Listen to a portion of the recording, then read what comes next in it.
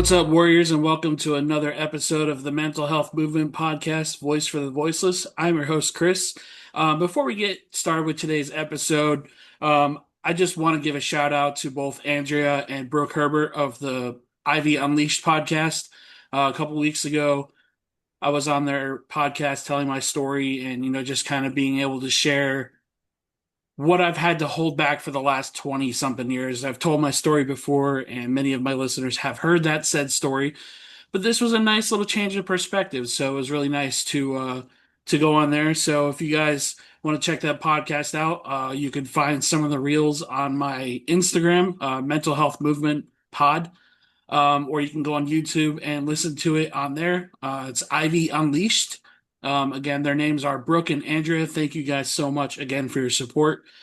So today's episode, we have a friend from Alaska. I have a friend, Tina, who I have had on this podcast before from Alaska, and everybody, I've met a big handful of people from Alaska, and everybody I've met there have been incredible people. So I'm really looking forward to this podcast.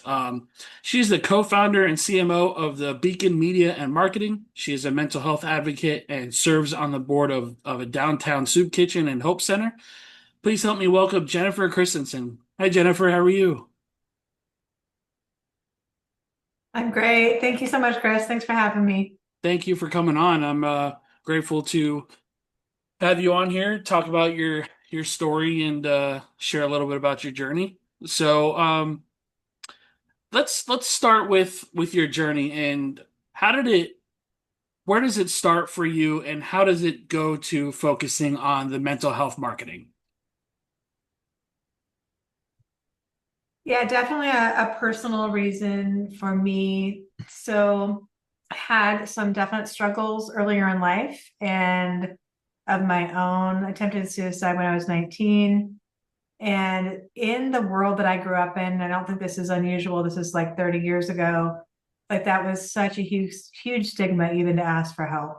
And so I knew nothing about that world, nothing about the therapy world at all. But the people that I met during the course of that journey of getting mentally stable and getting to a better place in life definitely had a huge impact on how I viewed people in that profession and just my own journey.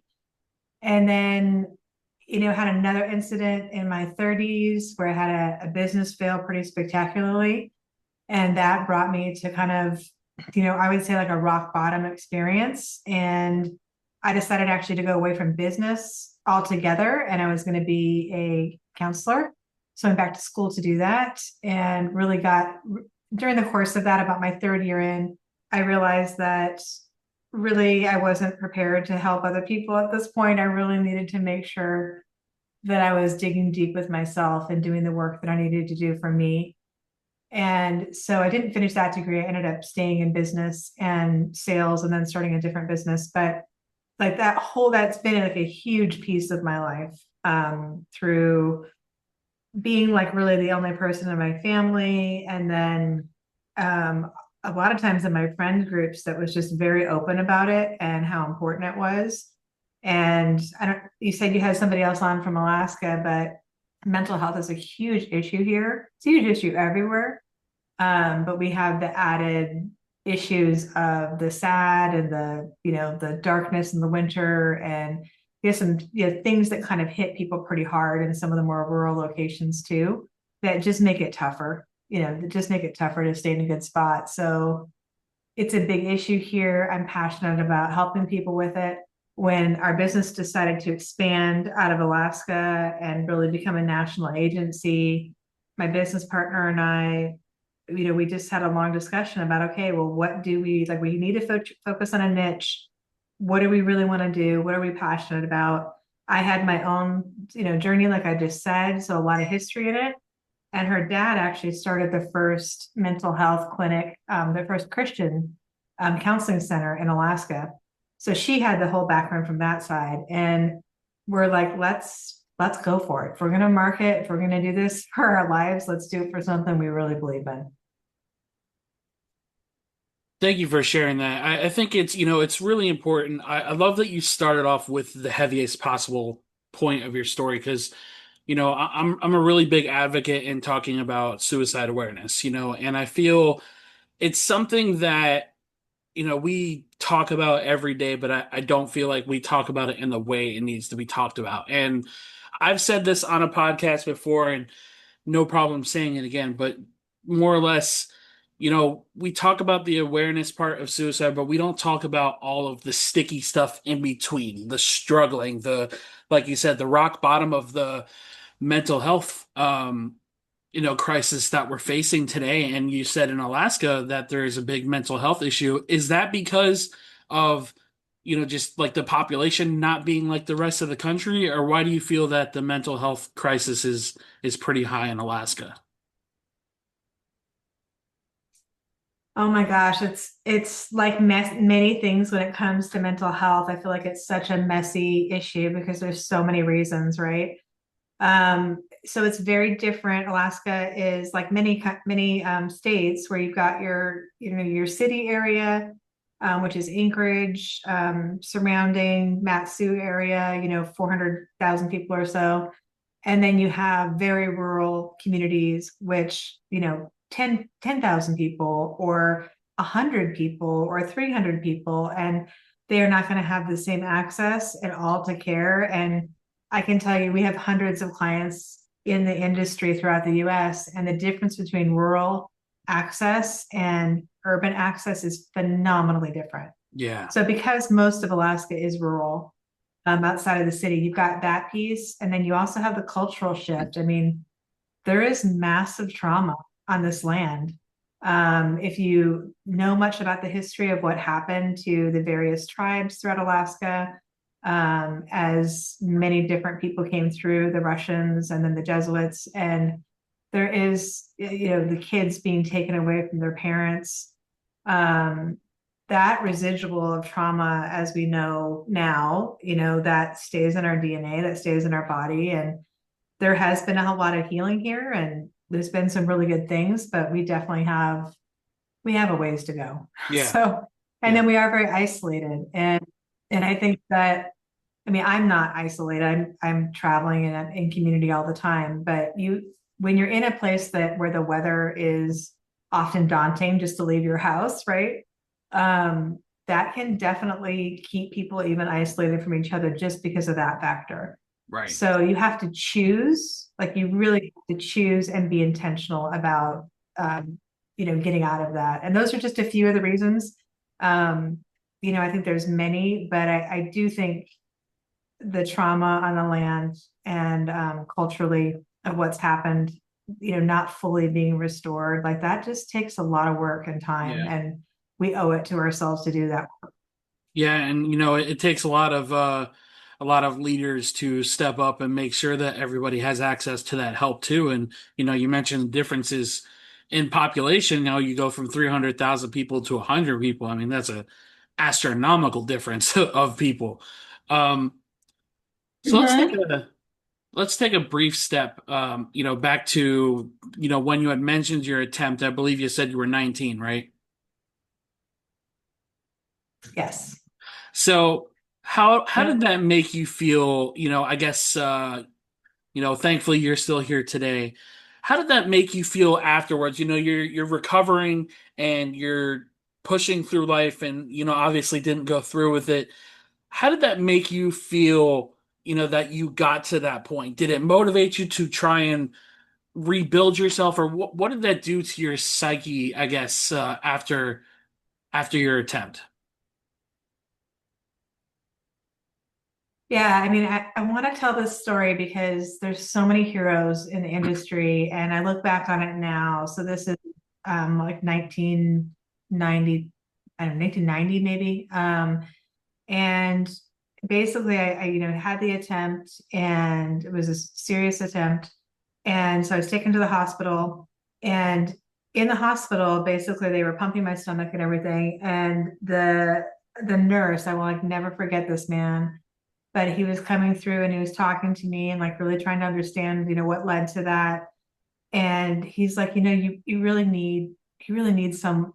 He assessed through our conversation that I did not really have a safe place to go, that it wasn't safe for me to go back home with my parents, and it wasn't safe for me to be on my own. And so he basically pulled some strings to get me into their 30-day addiction program, which that was all that existed at the time. So he's like, you don't really fit this. He's like, but you did overdose. So we could use that.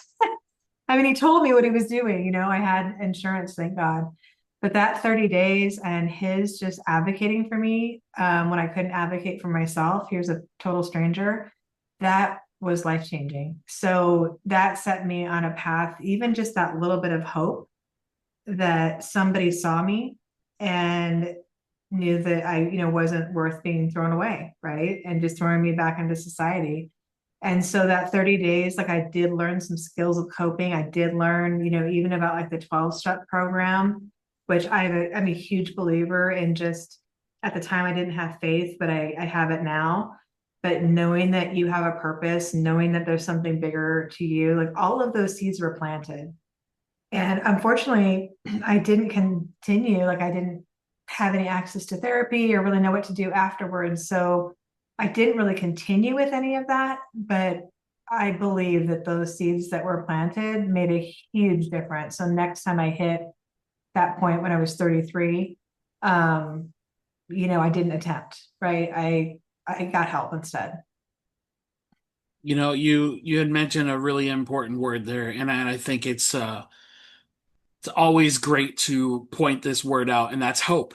There are so many people that are struggling in today's world that just feel like everything is hopeless. The communication among human beings feels like a lost cause sometimes. The political culture, whatever culture it is, surrounding us every day, everything is so divisive, and it seems like there's no light to the end of this tunnel. And I'm really happy that you had mentioned that you found hope in that program, those little seeds that kind of set you in the trajectory of where you're at in your career now, helping so many people and, making a difference in the community and doing what you do.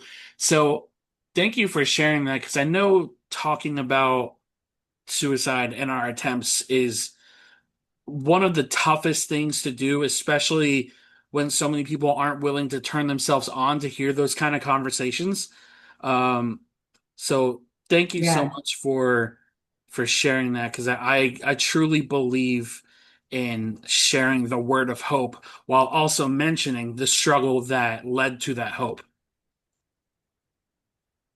Yeah, absolutely. I don't know. Honestly, I'm like at that age in life where I just don't really have anything to prove anymore and to hold back. And if I can help somebody by being radically honest and it can show a pathway of, what can work when they're in that spot, like that means way more to me than somebody judging or whatever. And Right.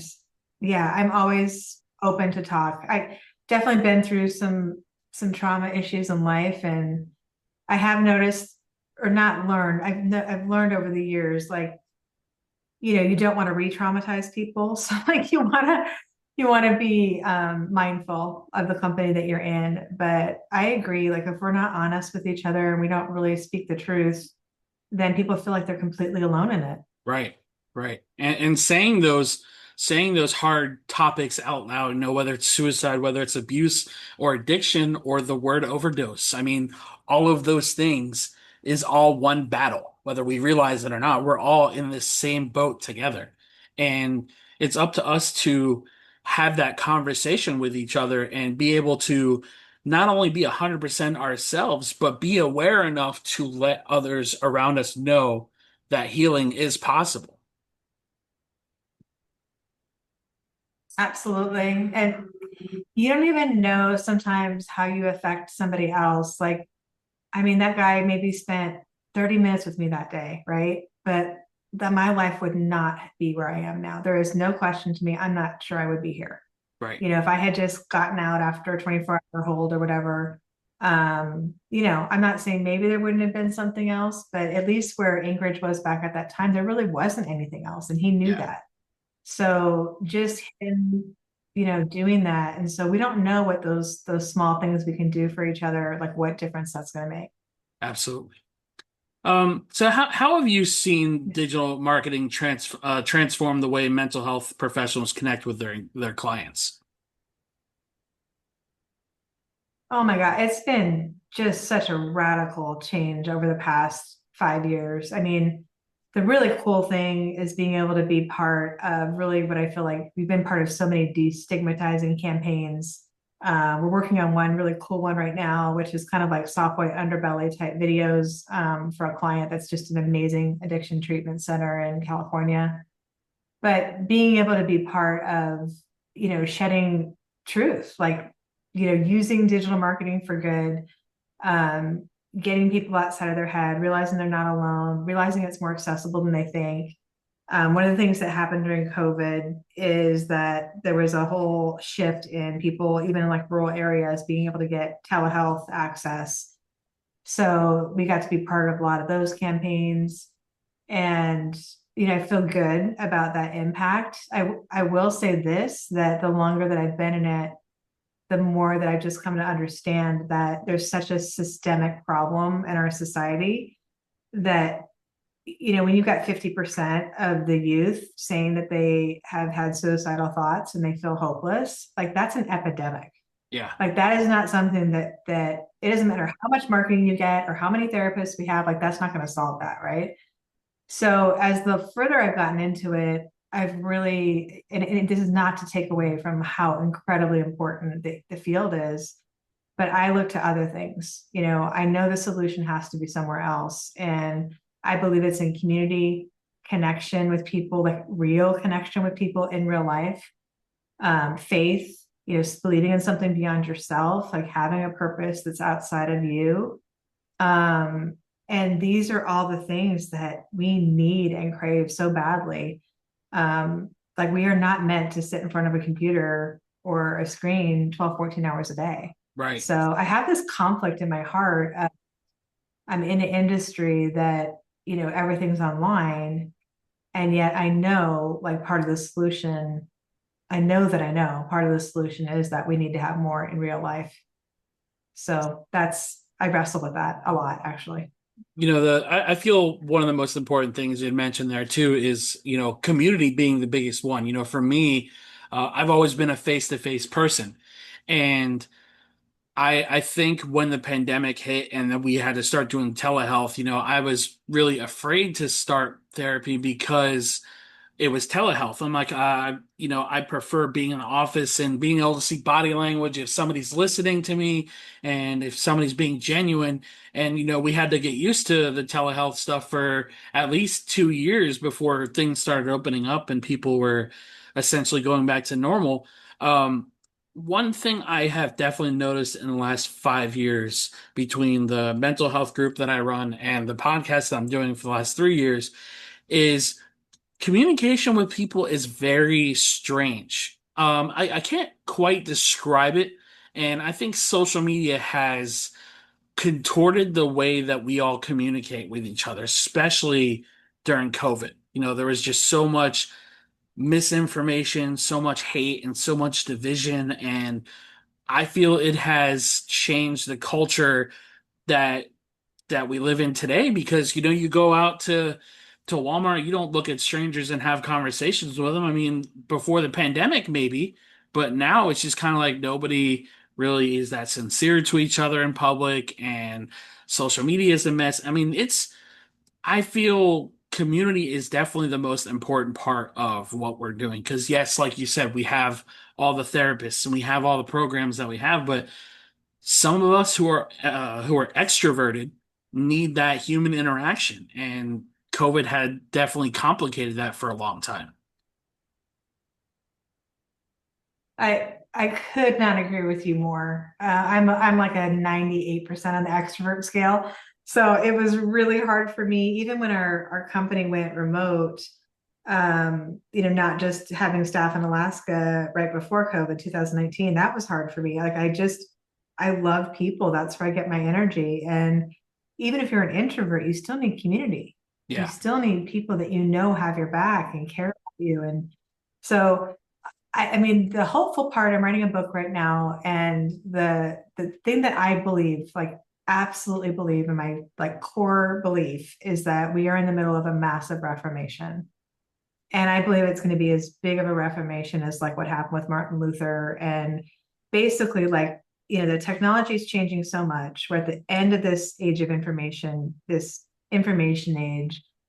All of us know or have experienced on some level that we're just being hit with information so much. Like you said, most of it, you don't even know if it's real or not. And it's not good for us. It creates lack of empathy, it creates division. It just is not how we're meant to operate as human beings, right?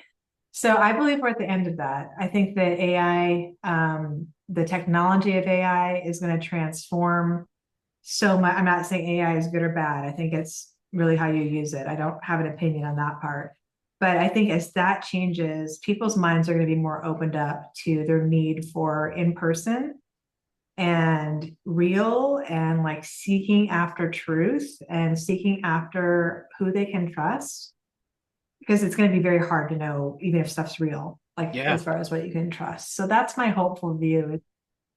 Like we have hit the end of this and we all have to recognize it's just this is not working. Yeah.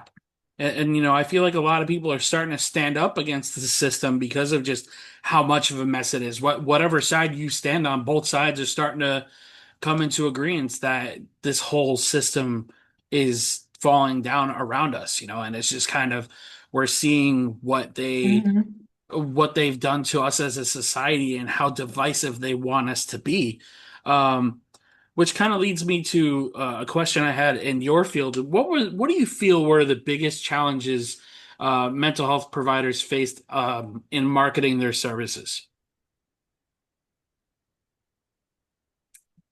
Yeah, it's such a good question. I think a lot of people go into, they do not go to school and become a therapist or a psychologist because they want to be a business owner. Very, very few. So I call like most of the field is what I would call accidental business owners. And that is tough, right? Because you're going into this just thinking, well, I just want to help people and, put my name on Psychology Today and then people will show up. And I think that it's a really weird thing because like the demand has never been higher than it has been these last 4 or 5 years. And yet there's still like a lot of people not getting the help they need. There's like a mismatch of like where people are available, what type of insurance they take. There's so much confusion in the market. The systems themselves are broken, like our insurance system and all of that. So I think the frustrating part is you have a very idealistic group of people who really just want to serve others in general, aren't necessarily like, trying to build this giant business model. And it seems like it should be really easy, right? Because there's so many people that want their services, and yet it's not. Right. So I think one of the biggest challenges that I've seen that happened in the last couple of years was these huge conglomerates like BetterHelp. And a few of them came in and they spent billions of dollars in marketing. So very difficult for an individual therapist to compete with that in their local market. And So you've got disruptors like that, investors investing a ton of money in mental health and kind of pushing out some of the small guys. it's interesting that you mentioned the Better Health thing because every time I hear about Better Health and I see the commercials and it just I don't know for some reason every time I see those commercials I'm like this doesn't feel genuine. This doesn't feel like there's heart in it. And it always kind of goes Mm-hmm. back to my experience of one therapist that I had who somebody had recommended. I don't remember how she found the clinic that she did, but basically, the very first session that I had with her, she asked me if I want to take medication. Like, she didn't write anything down. She didn't listen to like anything I had to say. And I said, I really don't want medication. Wow. I'm not a fan of it. Um, and she just kind of looked at me like, well, would you take blood pressure medicine if you, and I'm like, yeah, it's for your health. And she's like, well, this is for your health too. I'm like, I don't know about all that, but okay.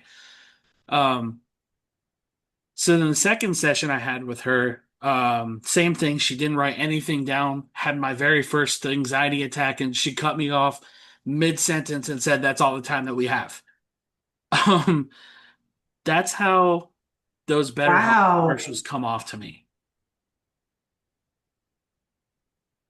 Well, unfortunately, and I'm so sorry that happened to you. That is like re-traumatizing, Yeah, right? it was Like pretty you're bad. trying to, that's not a good, um, yeah, unfortunately, the way the whole business model behind those larger companies like that, they've commoditized mental health. And even the people within them, if they're really good therapists, like let's say, they move companies. Well, BetterHelp isn't going to tell you where they went. Right. So you're now stuck with now telling a second person information, and they pay really low. So they get a lot of entry level therapists who are going to move on, right? And what we're doing is we're ignoring the fact that, again, back to the community thing, we need people, we need community. Community is developed by trust and connection and in person as much as possible. Like if you're going through 3 or 4 therapists in a year, that could just make you worse. Yeah. So I feel like the whole model's broken. Like it's you're trying to make money off of like, people's need. And I'm not against capitalism. I'm definitely a capitalist, but I don't even think it's well thought out Yeah. because I don't see how you can scale mental health. Yeah, and I kind of feel like Better Health was just more or less created for the, well, you guys wanted mental health services, here you go. We're not going to put effort into it, but here you go. Um, I feel that in this community, like you said, we have a lot of therapists. I feel one of the biggest things missing in therapists today is heart, compassion. A lot of people are in this field for the money, for we go back to the digital stuff, for the engagement, for the money. And it's unfortunate, but it's the reality, especially being an outsider looking in or having experienced those kind of therapists. It's like, okay, they're just looking for the bottom line. They're not trying to help you. Obviously, not saying that as therapists as a whole, but there are a lot of sore thumbs in the therapist community. I think if you're going to look at going to therapy, I've been so fortunate to have amazing people. And I can tell you, like, every Beacon client, there's no question to me, like, anybody that we're dealing with, like, we have our values and they have to align. There are so many good people in it, but I do know what you're saying. I have heard those stories. I think it's very hard when you're already in a really vulnerable state and then you're trying to, you're kind of depending on somebody else to be stronger. It's really hard to then say, okay, you need to go visit with 3 or 4 therapists to find the one that you connect with. Like Right. you just want to pick the first one, right? Yeah. But I do think you kind of have to do that. You have to really, like, Shop this is around. like finding a doctor. This is really important. Yeah, this is really important. This is a person that is going to help walk you through your journey, to get better health. So Absolutely. I haven't found that to be true in the people that we're dealing with, but I do know like we're pretty specific on who we work with and like what their values are as well. Yeah. So yeah, I would say that's the only thing I could recommend. And I do think we ignore the other things. We ignore like the 12 step groups, which are free. We ignore our local community activities, being involved. Like all of those things need to be part of the answer. It cannot just be talking to somebody once a week. Right. And for me, I've been in therapy for the last 5 years with the same therapist, and she's wonderful.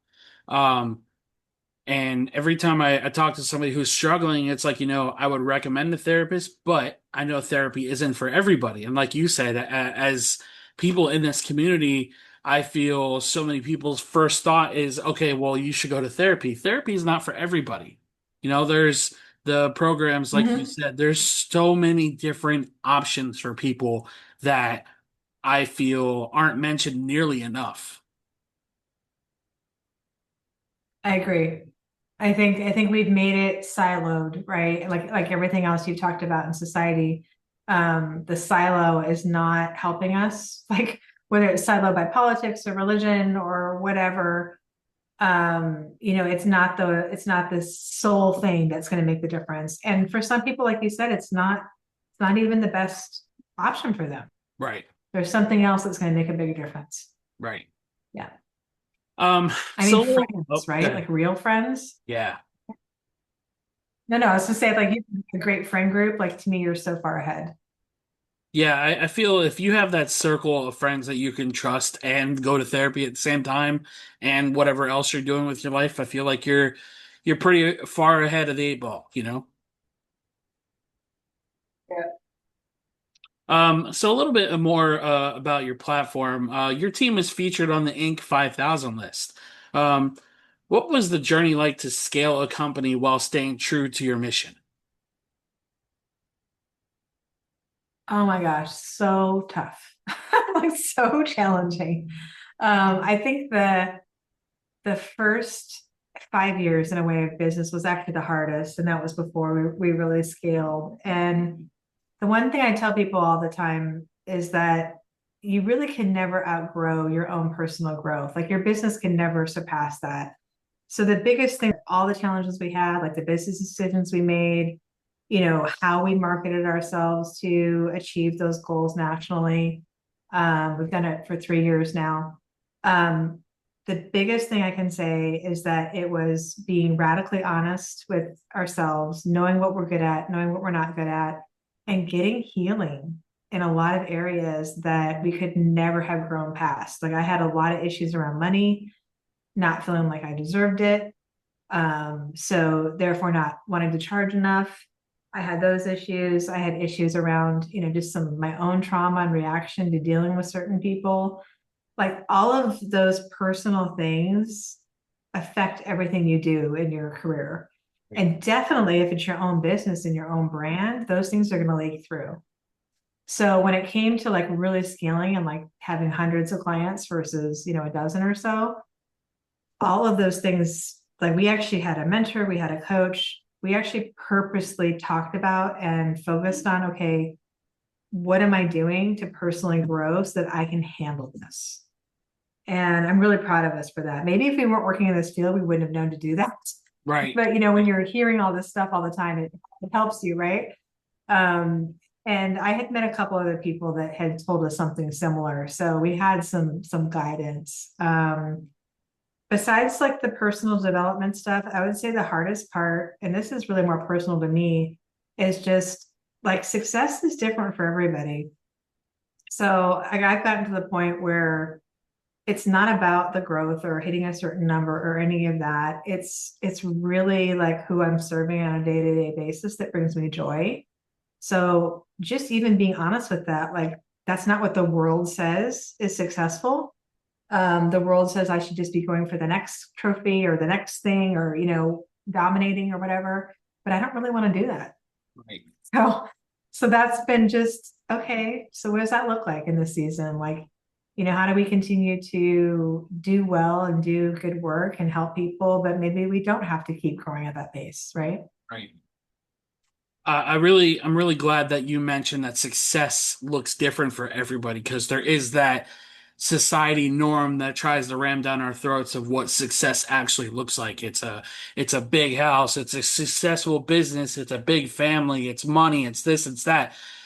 I feel it's always important to acknowledge the smaller wins just as much as you acknowledge the bigger wins because I feel just as human beings we're so worried about taking the next big step that we fail to realize that a one baby step is still a step, right?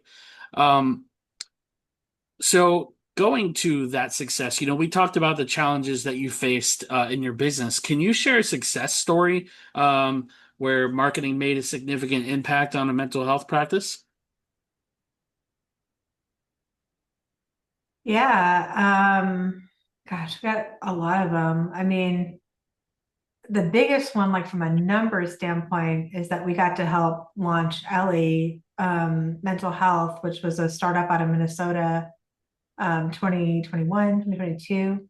And basically we got to help launch their entire franchise. So develop the website, the marketing, the brand. They already had like a solid idea of their brand, but we got to expand on that. And they did have continue to do great work around like the destigmatizing And so we were able to help scale that to, I think it's like, I want to say 400 locations now, throughout the US. So we still work with, over 100 of the franchises.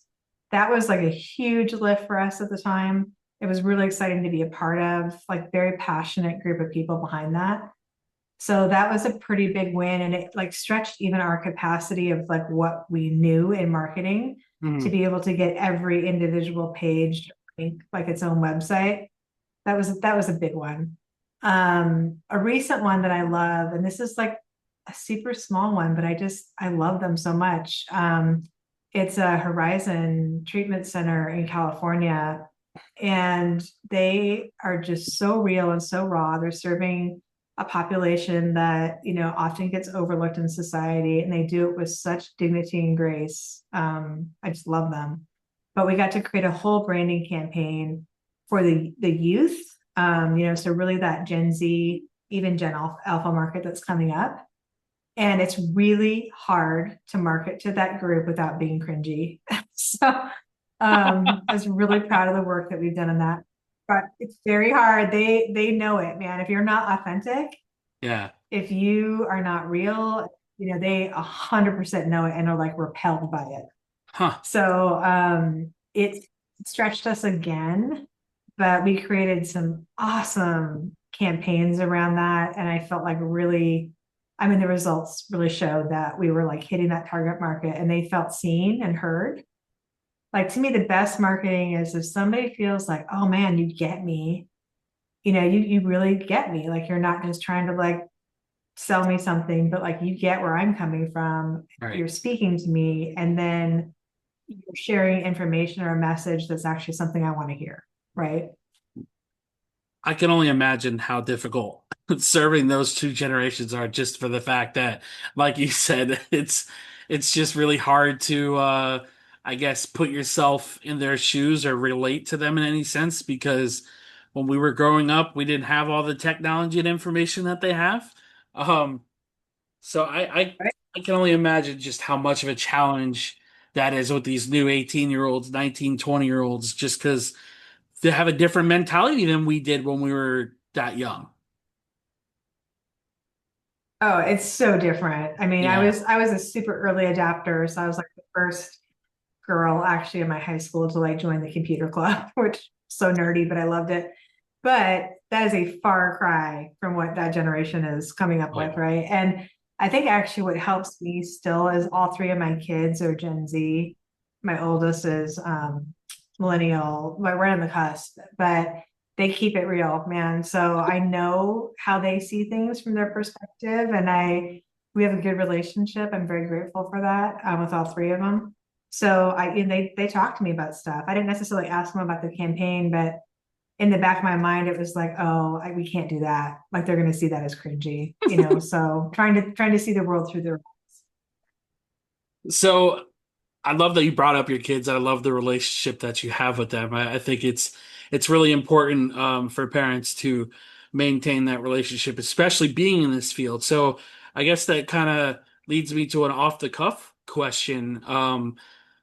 What is the most important message that you would say that you try to, show your kids? The most important message that I try to show them is that it's all three of them are so incredibly different. And I feel like that is an absolute gift from God that we experience that. Each one of them definition of success is completely different, right? I think the most important lesson is authenticity.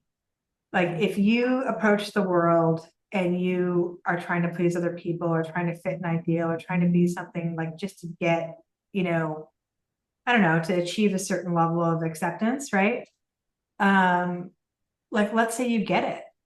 Let's say you do all that and then you are accepted into a group or you are like, get this job that you kind of morphed yourself into to get, you're going to be miserable.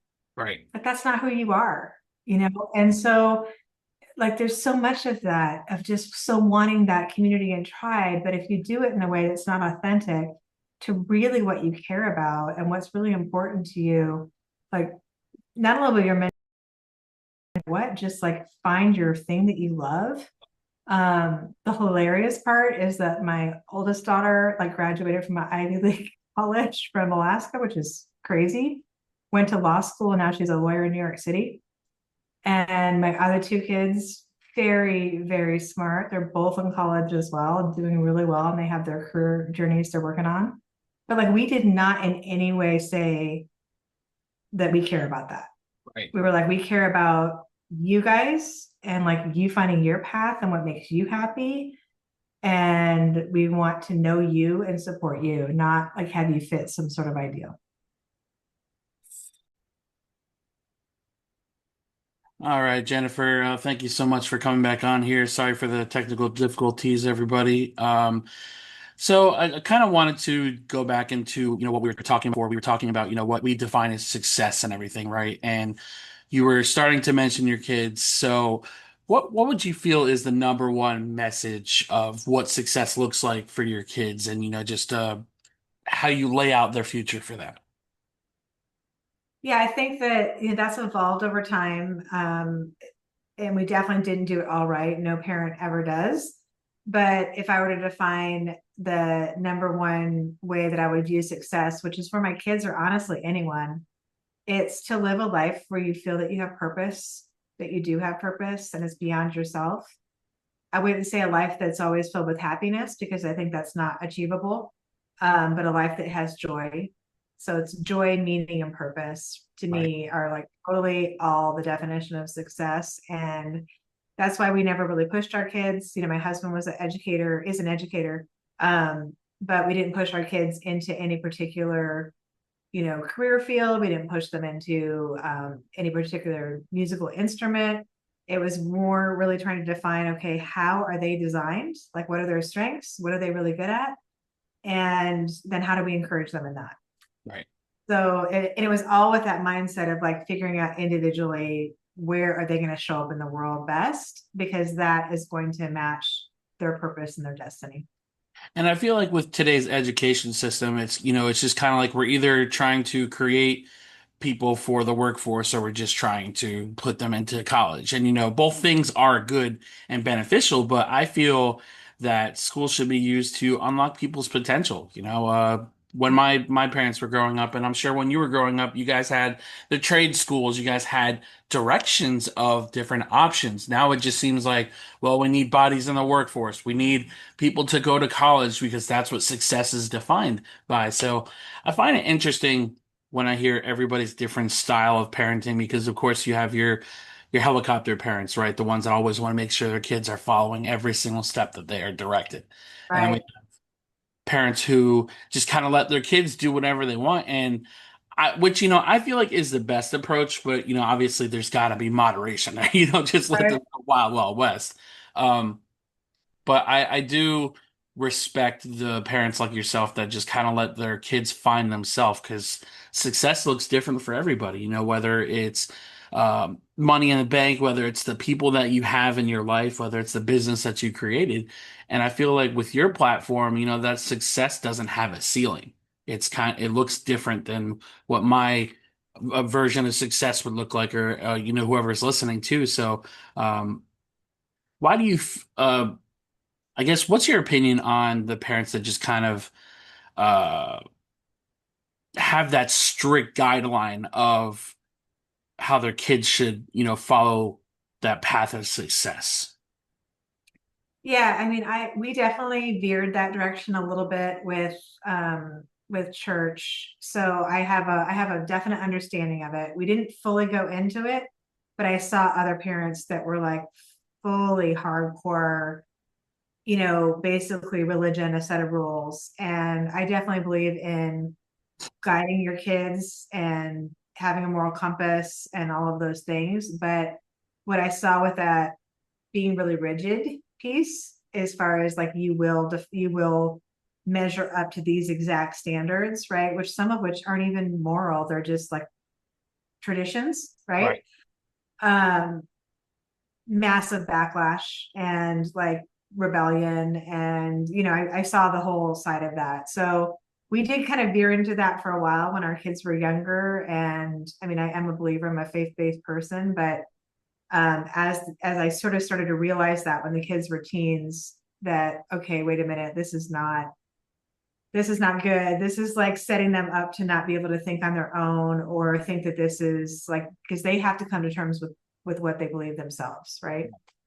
So what I think of those parents is they're doing the best they can, which is like all parents, like you're doing the best you can. And when you find something that gives you meaning and works for you, and you think this is going to help my kid, do better, you want to introduce that to your kid, of course, your children. Um, but if you go really extreme with it, like we started to and then pulled back, I'm really glad we did. If you go extreme with it, like I think you're actually setting your child up for failure. You're setting them up for a massive backlash. Right. Because Um, humans don't work that way. right. You had mentioned that you were a person of faith. How important would you say that, your belief system is to everything that you're doing with not only your platform, but also with you serving on the soup kitchen and the Hope Center board. Um, how important would you say having that faith system or that belief system is for you? I would say it's life and death. It's like the most important thing in my life, for sure. So God saved my life. Was at a very, very, very bad point when I came to that knowledge, and it changed my life. I definitely have like a pretty radical story of how that all came down, but not, I mean, over the last 22 years, as I've been walking in that faith, I cannot imagine. I cannot imagine living life without it, because it is literally like my purpose, my guidance, my like what I try to live my life by. Certainly not perfectly, but what I try to. And it's given me like a totally different perspective of humanity. I think I feel grateful now that I came to faith, not like early, like through like a religious structure, right? But I came to that at such an incredibly low point, because I know that I know that I know that every human being can be redeemed. Yeah. Every human being has value. And I experienced that directly myself, of people like showing me so much love and kindness in the midst of me just feeling like I had nothing to offer the world. And that to me is faith. Yeah. Like that is the expression of faith, when you treat people and you see them as human beings that have the ability for redemption, to have the ability to change. Um, Maybe if I hadn't gotten to that low point, I wouldn't have that perspective, right? So yeah, it drives everything for me. And that's why I was saying, like with our kids, it was so important to me that that's why we did kind of go a little bit extreme for a while, because I knew what it was like not to walk in faith. And Yeah. I didn't want them to go down that road. It was horrible. Um, but again, I started figuring out like, okay, wait a minute, they have to come to their own choices. They have to have this for themselves. They can't live it through me. Right. Right. Right. So that's when we backed off. But it is the most important thing in my life, no question. And I feel like having that moral structure and just, having that faith, I guess, in your pocket, whenever you find yourself doubting what you're doing and, just kind of remember where you were and where you are, right? And, for me, I've always struggled with the religious structure myself because I had parents who were very extreme in that matter. But I do believe in something. I can't really put a name to it. I think having that belief that there is a higher power, that there is all this energy you put into the universe kind of thing. And, it works for me too, because you feel everything that you give out into the universe, right? You put good out there, that good comes back to you. It does. Um, and I'm a really big believer in karma. So I think having that belief system is a very powerful thing to have in whatever form it comes in. So I'm glad to hear that it has uplifted you so much to the point of it drives everything that you're doing, because I think that's really important. Yeah. Thank you. Um, so I kind of touched on it a little bit, but you serve on the Downtown Soup Kitchen and Hope Center board. How does that tie into your passion for mental health advocacy? I love this community. I love this particular organization so much. So they are so unique in that they are faith-based, and all of their funding comes in through individuals, churches, community. They have no federal funding, no state funding. And I think that's important to specify that, because what they're doing there is so unique. I don't think it could happen in a different structure. It's kind of like how AA works, or some of the, when they're independent like that, they're kind of outside of the constraints Right. of what we would have in government. And so basically they have the number one success record in Alaska, maybe even beyond. I don't know other states, but they have a homeless shelter for women. They have a full training program for, bakery and becoming a chef. They have a life skills program. They have a spiritual program. And then they actually, we just bought a building where women can now move out of the shelter and like independently live. And all that again is funded by donation. But the woman behind it, Sherry, who's the executive director, just, oh my gosh, the vision and passion she has, like that belief that I was talking about earlier, where you see human beings for who they are, not necessarily the situation they're in right now, but that there's redemption. That there is another way. That sometimes it really is just somebody stepping in to show love.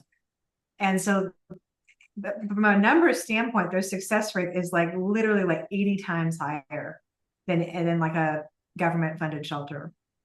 And we have a homeless issue in Anchorage, just like every other community, right? The larger community in the US. It's a messy problem. It's not one that's just solved by one thing. And I think that's the problem. Like we want to make it work and say like, okay, well, you can just do this and this will solve it. And that's just not reality, because human beings have all sorts of issues. It can be trauma. It almost always has trauma, right? It can be trauma, mental health, addiction, poverty, like all of these things, at criminal behavior can be all those things. And so how do you know what you're dealing with? But when I see the effect of community, they're having, I think tomorrow, their 50th graduation of, groups of basically people that have gone through their whole programs and graduated. Like we need more of this. Like that needs to be duplicated. It's such a huge success story. So, yeah, that it just aligns with what I believe in for sure. And I know how you had mentioned, Anchorage or just Alaska just not having the population that most of the country has. So I feel, just multiply the homeless problem in a smaller community, I'm sure has its challenges too. So I'm really glad that there is something as powerful as that program for the homeless and for the people who are struggling. Because, like you said, a lot of the homeless have trauma or addiction problems or whatever it is. And, I've always, every time I encounter somebody who happens to be homeless and it's just like, I'll have somebody in the car and they'll make like a comment about them. It's like, man, you don't know what's going on with them. It's No idea, right? Yeah. sometimes you can kind of tell those people who aren't sincere and, those people you can easily read, right? And it kind of puts that bad name on the people who are struggling homeless. And, unfortunately, you have those homeless people that don't want to change their lifestyle just because of the system is broken as we know it's very broken for the normal working class person. So I think that's beautiful. And you said it's all run on donations. All of it. Wow. When I was on the board 2 years ago, well, no, it was during COVID when we had this situation, and it was such a tough decision because there was a lot of money that came into a lot of cities to try to address homelessness, and it was like $1 million grant from the government, and we were trying to decide what to do, and ultimately we turned it down. Such a hard decision because you think I can help so many more people. But I think part of why it works so well is because they just don't have to do all the bureaucracy. They don't have to go through all of that. They can really make decisions that they truly believe are best for the individuals that they're serving. Right. And this whole problem is messy, but I just don't think government necessarily can solve it. I think that it really is up to all of us. Like we have to choose how we're going to be involved on some level. And then once you get into it, it's sort of addictive because you realize like it's just compelling. It's hard Yeah. to look away once you know people, then it's not like a faceless thing like you're saying, Exactly.